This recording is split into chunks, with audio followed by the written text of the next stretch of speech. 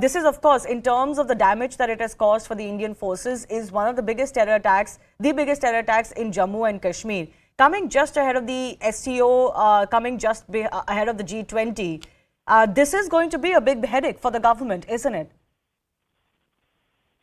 Well, yes, Shivani, on the face of it, it's that it had a twofold agenda. One, to try and disperse India's reputation that's supposed to, and we are supposed to have the G20 summit over there. And two, a desperate attempt by Pakistan to keep the issue of Kashmir alive. But fact is, these are what you see today is the sediments, or probably the leftover of Pakistan terrorism in the last few years.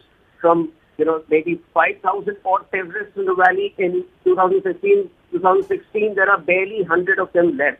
So yes, I mean, it will be avenged probably, even after an Uri, after a Balakot retaliation, if these guys, and at a time when Pakistan is bankrupt, if they cannot give up their morbid obsession with Kashmir. Okay, can I just ask you, can I just get a clarity from you? While I obviously don't want to speculate or, in any way suggest that we want to rush the government into announcing what happens, what doesn't happen. But you do believe, as a BJP spokesperson, you are saying you do believe that there needs to be a response and a response on the level of the Balakot airstrikes?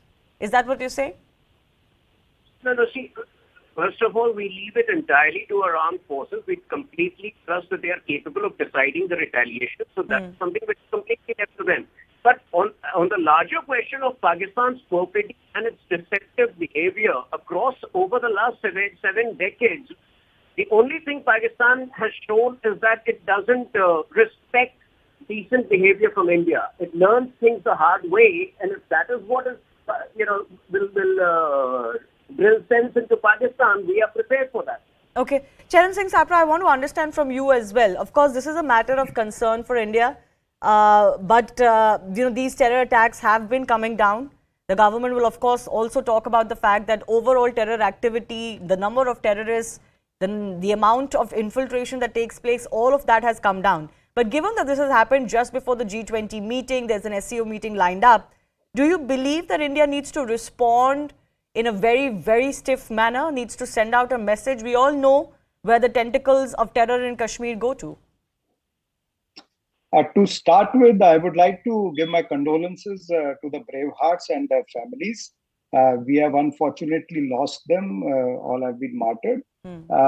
As far as the government is concerned, or as far as the BJP is concerned, I feel their answers after every incident, whether it is the killing of Kashmiri Pandits or whether any other attack. Now, let me tell you that in the same place, a few months ago, there was an attack and 9 soldiers were killed.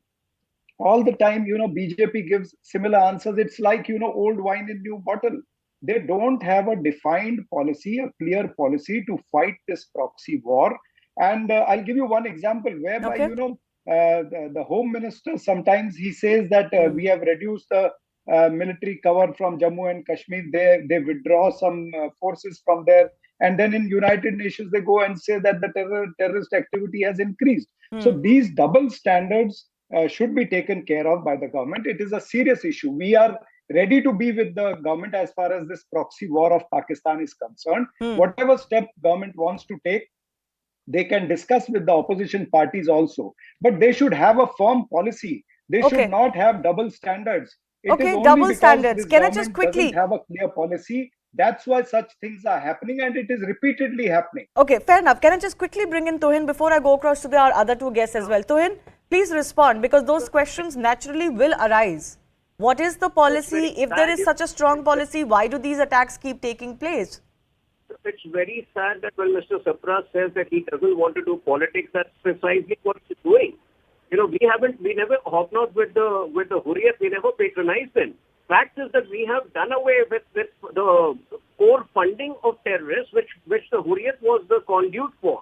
We have completely dismantled the terror infrastructure. If these sediments, like I at the very start, I used the word sediments, these are the leftovers of the Pakistan legacy, which was encouraged by the Congress government. So I think the policy is very clear. Can I please answer? He is deviating from the topic. The Kashmir society which has happened with the application of Article 370, with the inclusion of the society in all our government schemes. But yes, when it comes to these terror attacks, once in a while, we will give them a fitting response and ensure. But over a period of 7 decades, we have seen that Pakistan doesn't learn its lessons the straight way. It doesn't, respect these. Yes, Mr. Sapra, you can respond. Mr. Sapra, you can respond, but please, very quickly, please. See, what I mean to say that this government is not learning from the repeated attacks. I would like to now quote Satyapal Malik, who had shown his apprehensions after Pulwama, who had clearly told the media that it is an intelligence failure. Now, again, this attack is an intelligence failure. This government is not learning the lessons, whether it is from Satyapal Malik, whether it is from the opposition party, or whether it is from the system itself.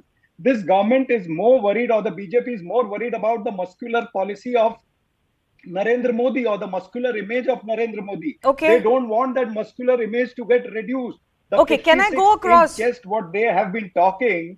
That's why they want to protect that 56-inch chest, and they don't want to protect the soldiers. Fair enough, sir. Sir, fair enough, but I don't really want to get into that kind of politics today. Let's give our agencies and our government some time to tell us what has happened. The army some time to respond, and of course, we can get into all of those questions as well. Political questions always will arise. There is no doubt about that.